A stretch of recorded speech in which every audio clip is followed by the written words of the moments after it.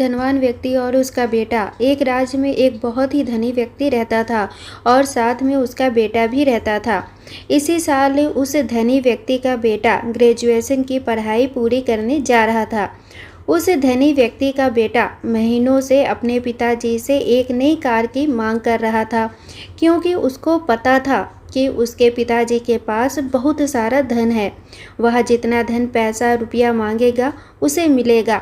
जब वह ग्रेजुएटेड हुआ तो पिता ने उसे अपने स्टडी रूम यानी अध्ययन कक्ष में बुलाया और उस धनवान पिता ने अपने पुत्र को एक बहुत ही खूबसूरत पैक किया हुआ तोहफा दिया और साथ ही उसे ग्रेजुएट होने पर बधाई भी दी।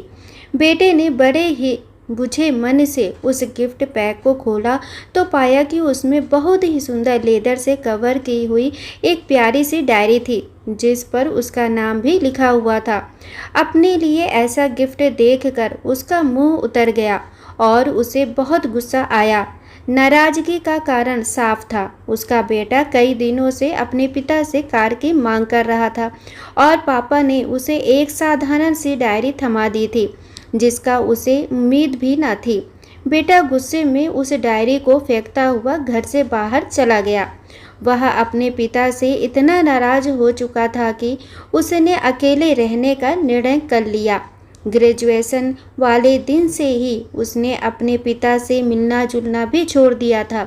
अब नौबत यह आ चुकी थी कि वह अपने पिता का चेहरा भी नहीं देखना चाहता था।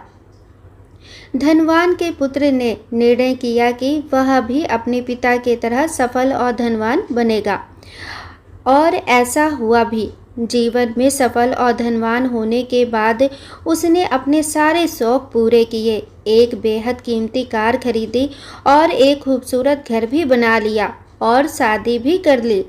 काफ़ी समय बीत जाने के बाद उसे लगा कि पुरानी बातों को भूल जाना चाहिए और पिता से मिलने चलना चाहिए, क्योंकि अब पिता की उम्र भी हो गई थी। परंतु होने को तो कुछ और ही मंजूर था। अभी तो वह सोच रहा था कि क्यों ना चल के पिताजी से मिल लिया जाए। तब तक काफ़ी देर हो चुकी थी। तभी उसे एक संदेश मिला कि उसके पिता अब इस दुनिया में नहीं रहे और उनका स्वर्गवास हो चुका है। यह जानकर वह काफ़ी दुखी हुआ, परंतु अब क्या फ़ायदा था। फिर भी उसने यह निर्णय किया कि अब से वह अपने पिता के घर पर ही रहेगा और उनकी संपत्ति की देखभाल भी करेगा।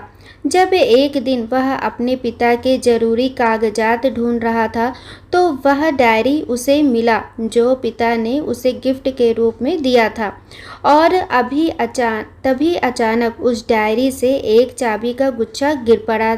साथ ही एक टैग भी लगा हुआ था। बेटे ने जब उस टैग को पढ़ा, जिसमें यह लिखा था कि इसकी पूरी कीमत चुका दी गई है। जहाँ कहीं भी तुम यह कार ले जाओ, इस डायरी में लिखकर इसे हमेशा के लिए यादगार बना देना। ढेर सारा प्यार के साथ, तुम्हारा पिता।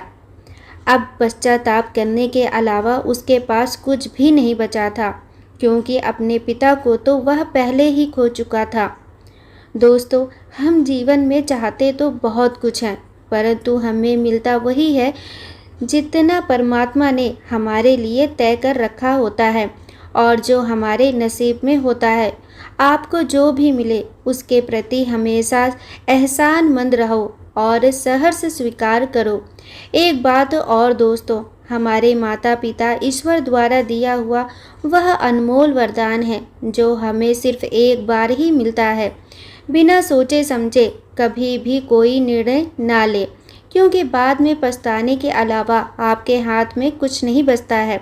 दोस्तों, आशा करती हूँ कि आप लोगों को यह कहानी ज़रूर पसंद आई होगी। कहानी पसंद आई हो तो प्लीज़ चैनल को लाइक, शेयर एंड सब्सक्राइब करें। Thanks for watching.